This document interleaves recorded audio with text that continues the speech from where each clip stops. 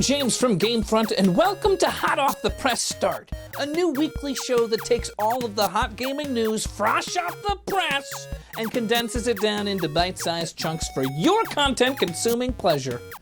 E3 2019 took place last week at the LA Convention Center in downtown Los Angeles, California, and it proved to be one of the better shows in recent years, despite concerns around the absence of Sony and rumors that it might be the last E3 ever.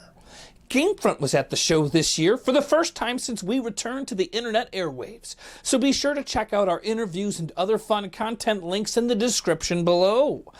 Microsoft proved to be one of the clear winners this year, and despite the lack of competition from Sony, put on a very strong show, confirming their next-generation console, codenamed Project Scarlet, which is due to release in the holiday season of 2020. We also got a first look at Halo Infinite, the first confirmed game for the next generation of consoles during the event. Oh, and Keanu Reeves was there. You might have heard about that. Nintendo also had a strong presence at the event this year, with teases about a new Breath of the Wild game leading to speculation about just what to expect. Could we see a playable Princess Zelda? Let us know what you thought in the comments below. Game of Thrones author George R.R. Martin and From Software officially revealed their collaboration, Elden Ring, at the E3 event. And it's certainly one thing that GameFront fans are going to really want to watch. It's inspired by the fantasy RPG genre. We learned that the game will be a lot closer to Dark Souls than Sekiro in terms of gameplay, although there's going to be a much bigger focus on freedom of choice in the game. The game's world will also be much bigger than any Sekiro or Dark Souls game. We'll be sure to bring you more news on Elden Ring when we learn it, and no doubt, expect an expert walkthrough from yours truly when it releases. Now, Mitch laughed last week when I had commented on YouTube that I was going to try to get my hands on Cyberpunk 2077. He said there was no way, and it turns out he was right.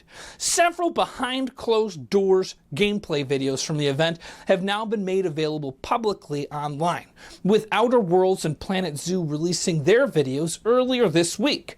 Sadly, though, for those of you like me that are looking forward to seeing the Cyberpunk 2077 gameplay demo, we're going to need to wait a little longer, as CD Projekt Red is hanging on to it for a little bit longer. They promise a public release at PAX West in August.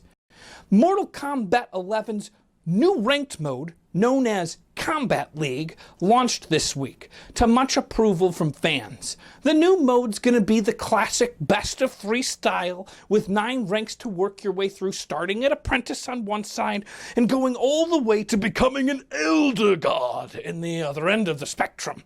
The first season, known as the Season of Blood, will last 4 weeks, and players are going to earn exclusive cosmetics, which will unlock at the end of the season. It reminds me a lot of, PUBG or Fortnite or every other game that has an unlockable season. Hooray to have another join the bunch.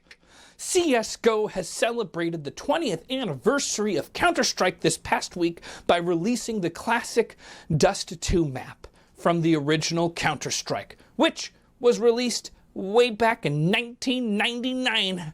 Oh boy, do I feel old. Would you believe that I downloaded Counter-Strike my first time on FileFront? Who'da thunk? GTA's online Diamond Casino will be open for customers later this summer, as Rockstar has confirmed that the Vinewood attraction will finally be enterable by players and will include brand new shopping, entertainment, and gaming attractions. Now, while we don't know exactly what the new update's going to bring in terms of gameplay or missions, we fully expect table games, slot machines, and drinking to be involved.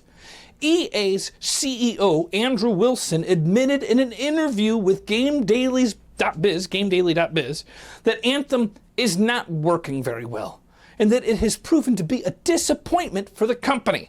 He did, however, to go on and say that he still believes the game is compelling enough at its core that BioWare and EA aren't ready to give up on it just yet. They're going to continue to develop it into something that they hope will be something special. Well, hooray for that. And finally, Respawn has confirmed this week that there's never gonna be a sequel to Apex Legends. Speaking to US Gamer, the game's executive producer Drew McCoy said that while the studio is fully committed to supporting Apex Legends, they're never gonna make an Apex 2. And that's the first episode of Hot Off the Press Start. It's in the can. What do you think of the format? Let us know in the comments below what type of stories you'd like us to cover. And don't forget to like, subscribe, and click the bell icon to stay up to date with the latest gaming news from GameFront.